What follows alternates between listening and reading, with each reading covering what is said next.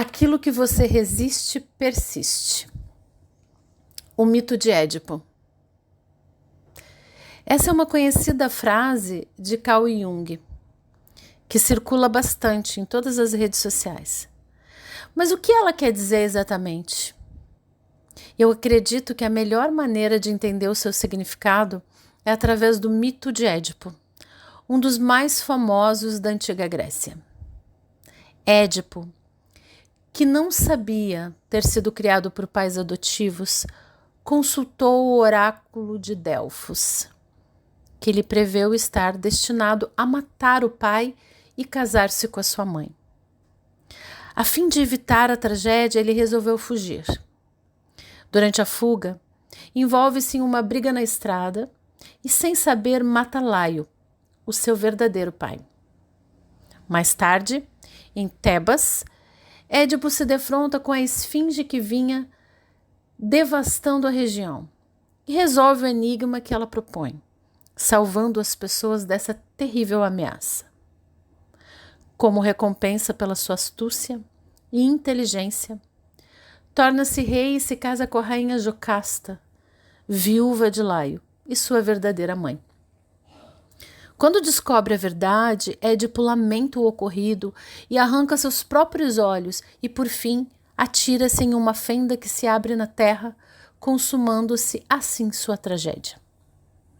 O mito de Édipo se tornou famoso pela importância que lhe foi atribuída por Freud e na formulação teórica do complexo que recebe o mesmo nome, o complexo de Édipo.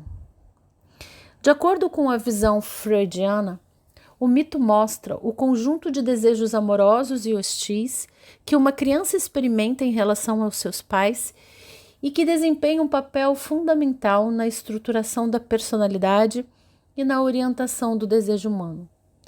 Mas não vou me deter aos detalhes da teoria freudiana, até porque meu desejo aqui é falar do mito de Édipo a partir de uma perspectiva diferente. Do ponto de vista da psicologia junguiana, o mito de Édipo adquire outros contornos. E dele podemos tirar uma importante lição, talvez ainda mais significativa que a freudiana. O que nos remete ao nosso racionalismo e materialismo.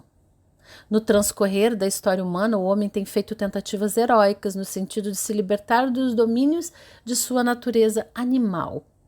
Em função disso, passou a supervalorizar alguns aspectos da vida, como a razão, a consciência e a objetividade, em detrimento de outros, considerados inferiores como as paixões e as emoções.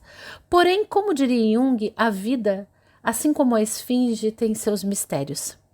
Decifrá-los não é apenas tarefa da razão, como bem pretendeu Édipo.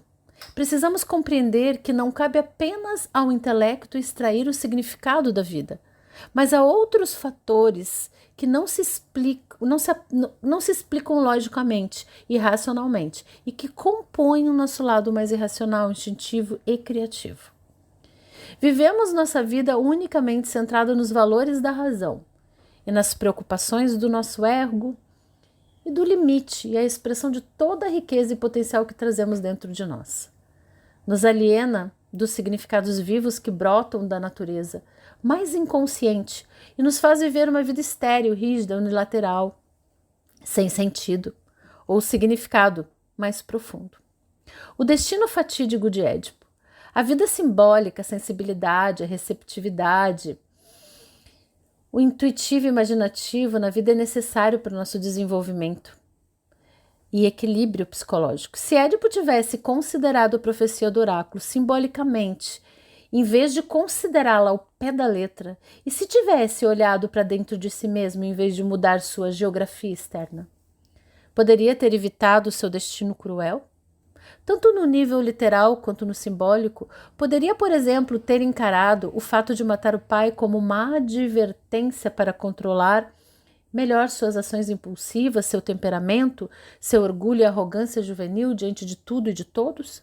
Poderia ter explorado sua tendência de casar com a mãe como um símbolo de sua necessidade regressiva de buscar superproteção, permanência infantil e imaturo diante destas horríveis premonições? Um Édipo moderno poderia ter procurado ajuda profissional evitando essas atrocidades? Às vezes temos a impressão de que a vida nos trapaceia. Mas não é a vida, ou é a esfinge que nos enganou? Mas as nossas próprias ilusões criadas pelo nosso pensamento que nos fazem acreditar que a vida é uma sucessão de fatos em ordem crescente de hierarquia que nos levarão um dia à perfeição dos deuses ou à felicidade plena. Porém, como disse Jung, nós não viemos ao mundo para sermos felizes, perfeitos ou bons, mas para ampliarmos a nossa consciência. No entanto, precisamos encarar o fato de que não há despertar de consciência sem dor. O sofrimento é parte fundamental, é condição indispensável para o amadurecimento. Sem ele, permaneceríamos no inconsciente infantil e dependentes. Se não formos capazes de contemplar o sofrimento, de entender sua finalidade, permaneceremos para sempre fugindo, ou negando, ou assumindo um papel de vítima, como o Édipo fez. Se pararmos para olhar o caminho trilhado por Édipo, fugindo do seu destino e reencontrando-o novamente para dolorosamente cumpri-lo, veremos que ele acaba por dar uma volta completa num círculo, chegando ao ponto exato de onde partiu. Édipo nos ensina que quanto mais tentamos fugir, quanto mais evitamos de encarar as nossas emoções e as tarefas que precisamos cumprir nesta vida, mais próximos estamos a nos encontrar com elas e da pior forma, como nos alertou Jung na sua famosa frase: tudo aquilo ao que você resiste persiste. E eu falaria um pouco mais além disso, que quando nós resistimos às coisas, é como se nós estivéssemos contra uma força maior. Talvez, como diz aqui, a força do destino ou a força de Deus. Mas e se a gente simplesmente relaxasse e entendesse que tem acontecimentos acontecendo? Por quê? Porque tem mensagens ali para a gente fazer mudanças, para a gente analisar, para a gente expandir. Quanto mais a gente resiste a isso, mais aquilo se multiplica, cresce e continua aparecendo. E eu vou te explicar de uma forma bem simples. Se o universo que cria tudo é maior que tudo, se não temos o controle sobre algo, por que vamos resistir a isso? Vamos supor uma doença que vem, o fim de um relacionamento. Por que a gente vai resistir àquilo? E quanto mais a gente resiste, mais isso persiste, essa dor fica, essa dor aumenta, essa dor por quê? Porque nós estamos contra o fluxo natural. Quando nós encaramos aquilo como normal, como algo necessário, talvez para nós aprendermos algo, como algo que está ali e a gente só precisa entender que está ali e é como é, nós conseguimos muitas vezes as curas e os milagres que se aplicam em tantas vidas que a gente vê histórias por aí. Gostaria que você realmente repensasse nessa frase na sua vida e entendesse. Se você está com um problema, seja ele qual for, pare de resistir a esse problema. Pare, porque ele vai persistir.